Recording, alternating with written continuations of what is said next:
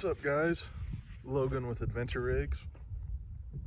About to start working on the boat, but I'm gonna do a little detail video of what because I'm wiring up the boat, so I'm just gonna go over the stuff I use, the equipment, the connections, all that stuff. So all right, show you now. All right, so this is everything. We want to start with my connections. These are try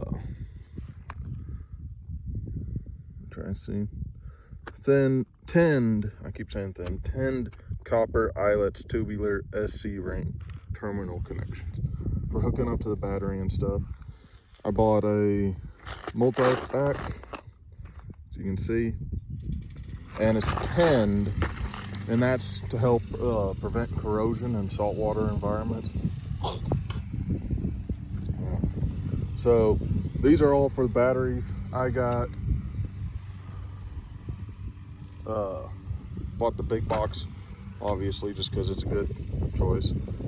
This is just connector types, butt connectors, rings a quarter, rings 5/16, that kind of stuff. Different colors, which is nice. That's just generic. These are on the ends heat shrink. There we go. So, and I could use that for cable, but so got my connectors. I still put heat shrink over this heat shrink. It's just added protection, in my opinion. So those are whatever. Sorry, allergies are kicking in a little bit. All right, so same company, Supo8. But these are awesome. These are solder and seal connectors, kind of like butt connectors.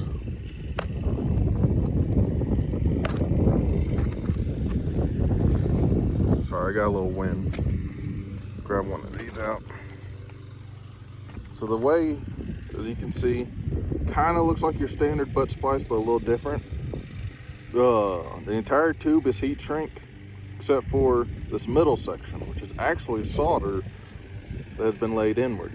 Now, unlike regular butt connections, you don't crimp one end of the wire and then crimp the other end. You put them both together in right here, all the way to the middle, with the wire stripped and exposed, and then you use a heat gun and heat it up until it flows evenly across. This way you don't have to solder, don't have to get out soldering gun and all that.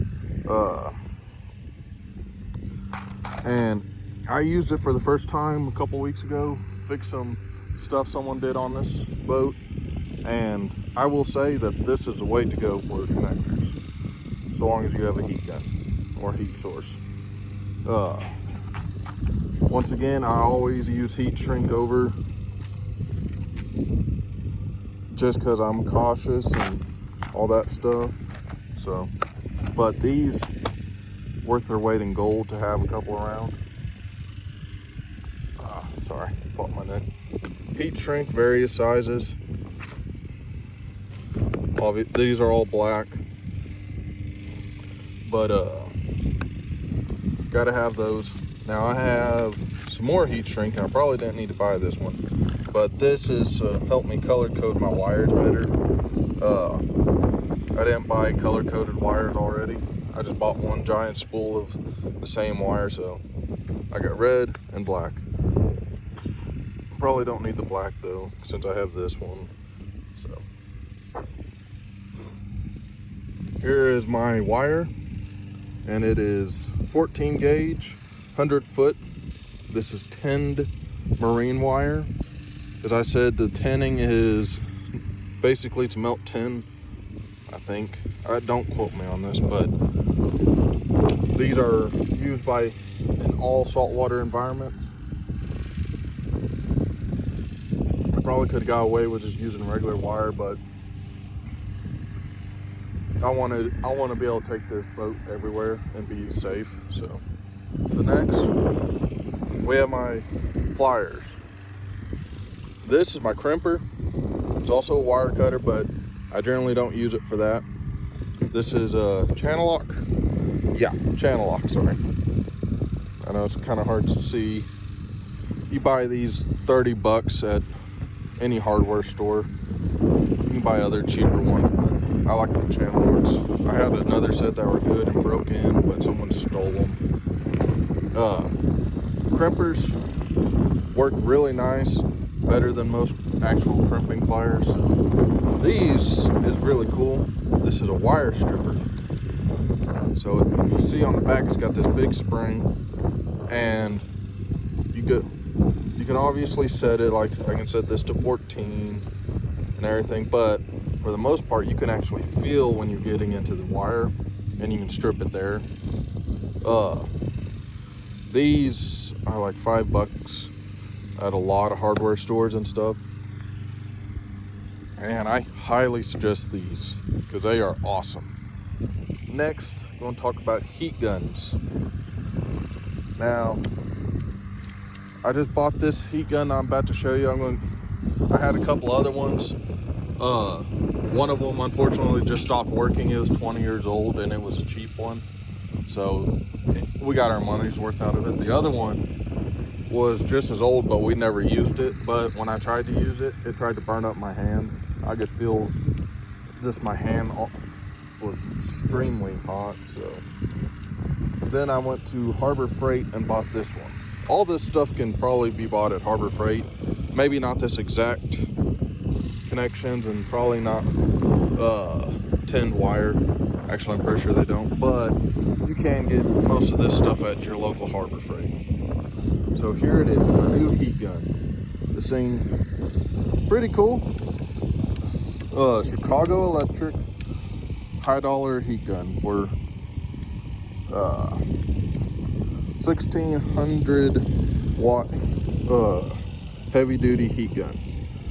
Good, simple design. Been like, you've seen designs like this on heat guns and stuff for 100 years. So best part is it has this big plate at top, so I can set it up like that, put my wires over here, hold them here, and turn on the heat gun, and I don't have to hold the heat gun, hold the wires, all that kind of stuff, which is why I bought it. I was just going to buy their cheapest one, but they didn't have it. They had this and a Bauer, but the Bauer was just like the other ones where you have to hold it all the time. So I'm like, hell no, I'll buy this, buy the 2-year protection plan, all that kind of stuff. So, but yeah, that's basically it. One thing, this can kind of come in handy, just to hold your wires. It's not super reliable.